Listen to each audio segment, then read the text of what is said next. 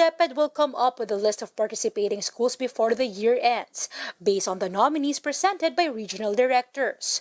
Participation in face-to-face classes will be voluntary, which means those who will opt out may continue with their distance learning setup. But as early as now, some parents are on the fence about sending their children to the program.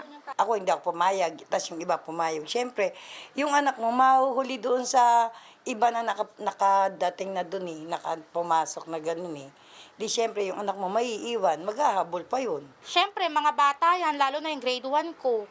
Siyempre, sasabihin niya, anong baon mo? Painom naman, ganyan-ganyan. Baka makainom siya. The program, however, is not optional for teachers.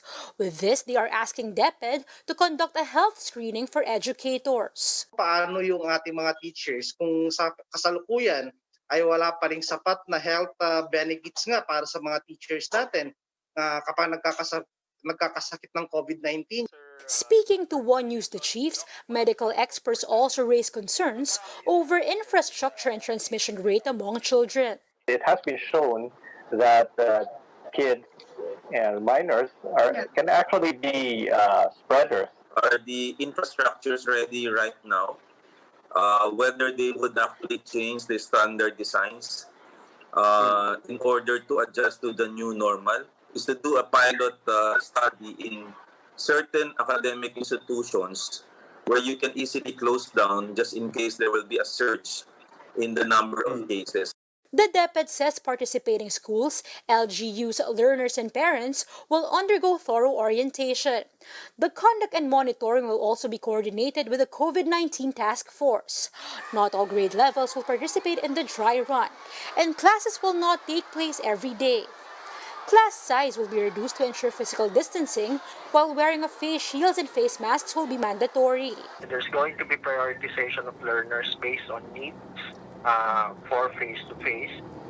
For example, ang TechVoc learners ng TechVoc track in senior high school who require yung workshop-based activities.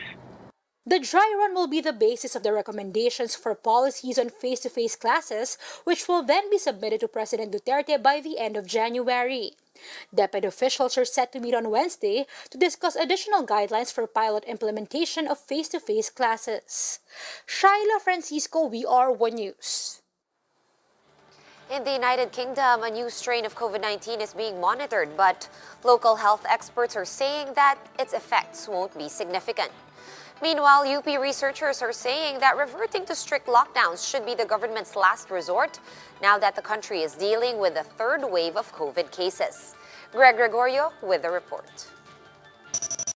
Even as the United Kingdom began administering COVID-19 vaccines, infections continue to soar in South Wales, London, and parts of the east and southeast of England. British Health Secretary Matt Hancock attributes this to a new variant of the SARS-CoV-2, or the virus that causes the COVID-19 infection. We have identified a new variant of coronavirus, which may be associated with the fastest spread in the southeast of England. Despite the development, UK officials are asking the public not to be hysterical, saying it's natural for viruses to mutate and alter themselves. The World Health Organization says they are now working with the UK on the matter. We've seen different variants emerge. We'll obviously need to work with our international lab network to see if that variant is becoming more prevalent on an international basis. In the Philippines, different variants of SARS-CoV-2 were also found in COVID-infected individuals back in June. Infectious diseases expert Dr. Edsel Salvana says although the mutation did not make the virus deadlier, probably contributed to the surge since it seems to be more contagious. Another health expert believes that the recent news in the UK doesn't seem to be that important, but has to be monitored. The only way we can see whether it is significant or not is its behavior, how are patients, how they failing, do they develop complications, are the infections spreading faster? For its part, the Food and Drug Administration is confident that manufacturers have taken these variants into consideration when they came up with potential vaccines. So most of the vaccines that are being developed now are going to be useful for many years because they will be based on development against stable parts of the virus. Despite this, the public has once again been urged not to be complacent. The UP Octa research team says the country is now dealing with the third wave of COVID-19 cases, with the transmission rate increasing since October. In an interview with One News's Agenda, Octa team's Nicanor Austriacos says reverting to strict lockdowns should be the government's last resort. By definition, the wave has begun. And so the question now is, how high is the wave and how fast is the wave? And that's the concern that Octa has. We see the wave coming and we want to keep the wave down and the wave slow. For News 5, Greg Gregorio, we are One News. The Health Department logged some 1,100 new COVID cases today, bringing the total caseload to more than 451,000. Of that number, around 24,000 are considered active. 56 more people died of the disease, pushing the death toll to over 8,800. While total recoveries are now at more than 418,000 after 170 patients got better from the disease in the last 24 hours. The Food and Drug Administration says it will be very objective in reviewing vaccines from abroad, particularly those sourced from China. This assurance comes after reports that Chinese manufacturer Sinovac bribed regulators to expedite its certifications. FDA Director General Eric Domingo says they are currently evaluating the drug maker's application for late-stage trials here in the Philippines. Dito po sa Pilipinas, huwag po nilang susubukang manukol dahil magkakaproblema po sila at sila po ay lalong hindi ma-approve. For his part, public health advocate Tony Leachon defended his remarks against Sinovac after drawing flack. Leachon, who formerly served as advisor to the government's COVID task force, says that he was only thinking of the public safety when he questioned the efficacy of Sinovac's vaccine. Bothered lang ako ng konti kasi since there's right now the loss of trust and confidence na globally because of misinformation and fake news, dapat ang emphasis natin is on efficacy and safety.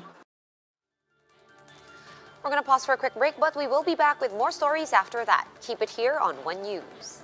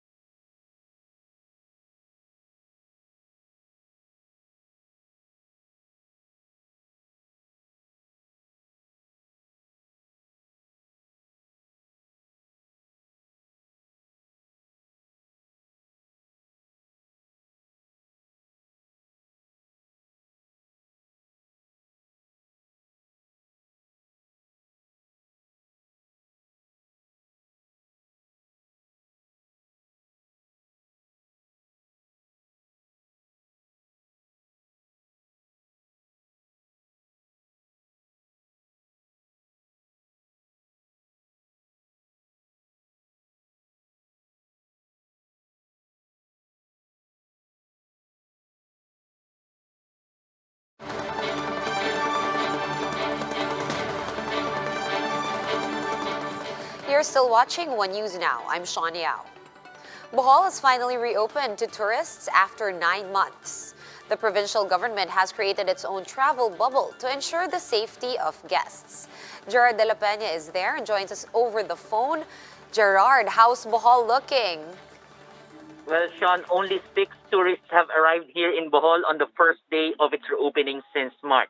The provincial government of Bohol has created its own travel bubble where guests can visit tourist spots but only via organized tours or accredited tour operators. Travelers are required to present a negative RT-PCR test as well as a confirmed hotel and plane booking. They will then be asked to submit these along with other personal details to the Bohol Provincial Tourism Office. The agency will send a code which the tourists can use to register at the Bohol Tourism app. Tourists are also required to download the Trace app, which will be used in the airports. Each tourist will be assigned a QR code, which will be helpful in contact tracing and preventing the spread of COVID-19. We talked to one tourist here, and she said she had to ask her friends to join her so that she could form a group of 6 or the minimum number required by the provincial government. Airlines are optimistic that more travelers will book their tickets to Bohol in the coming weeks, given that the island was one of their busiest domestic routes before the pandemic. Sean. Thanks so much for that update, Gerard de la Peña, who joins us over the phone from Bohol. The Trade Department is asking the public to be on alert for fake sellers online, especially during the Burr months. JC Cosico with that story. 30-year-old Jose Leonardo decided to buy a camera online as an early Christmas gift to himself. The aspiring vlogger says he found an advertisement for a camera worth 9,000 pesos. Sinerch ko yung marketplace sa Facebook, and dun sa marketplace ako nakakita ng mura na sa budget ko. So he inquired about the item until he and the seller agreed on the mode of payment. The seller asked Jose if he could make a down payment worth half the item's total price. The seller meanwhile sent photos of his IDs to prove his supposed identity. What pushed Jose to finally deposit 4,000 pesos was a photo of the seller in the hospital. The seller said he needed the money for his operation. Likas ka siguro sa atin talaga yung matulungin at maawain. So yun yung nauna sa akin. Walang chance talaga para hindi ka magtiwala din eh. So wala talaga pumasok sa isip ko na scam yun. The seller promised Jose's camera to be delivered within the day. But as it turns out, Jose was scammed and he was not the only victim. Dumating na sa point na hindi na talaga siya sumagot at nag-leave na siya dun sa marketplace na Congo. So dun ko na na-realize na na-scam ako. The PNP Anti-Cybercrime Group notes an increase in the number of reported online scam cases this year. As of November 30, reported cases of online scam reached more than 1,500 compared to last year's 1,100. The upward trend continued especially during the Burr months, peaking at 204 cases last month. Naging kaugalian na po ng Pilipino na umorder na mag-shopping ng ganitong panahon. Pero dahil nga po pandemic is online ang nangyayari. So, dahil nga po online, sinamantala rin po ito ng mga cybercriminals upang makapangloko rin. For its part, the Trade Department says the monthly promotional discounts in online shopping platforms contributed to the increase of online scam cases. Dahil mas marami ring customers, mas maraming consumers na bumibili, and then siguro sa dami niyan, baka hindi rin naasikaso ng seller. Authorities say a buyer should be cautious of red flags when buying online, such as sellers who are quick to ask for payments without sending the items first. Erring online sellers may face charges for violating the Consumer Act of the Philippines. The DTI is urging the public to report instances of scamming. Hanapin nila yung DTI registration, at least yung if it's a single proprietorship, yung DTI registration na ng business name, malalaman natin kung sino sila at kung saan natin sila hanapin. For News 5, JC Cosico, we are One News. And the United States Electoral College has formally confirmed the victory of President-elect Joe Biden. The Democratic candidate won the state-by-state Electoral College vote with 366 votes, exceeding the 270 needed to win the presidency. In his speech, Biden scored outgoing President Donald Trump for refusing to respect the decision of the American people. Trump has time and again accused Biden of rigging the elections, although without evidence. For more updates, visit News 5, The Philippine Star, and Business World online. Visit our website, onenews.ph, for more in-depth analysis. You can also catch One News on the Signal Play app. Register for a free account at www.signalplay.com and stream One News live anytime, anywhere. I'm Sean Yao, and we are One News.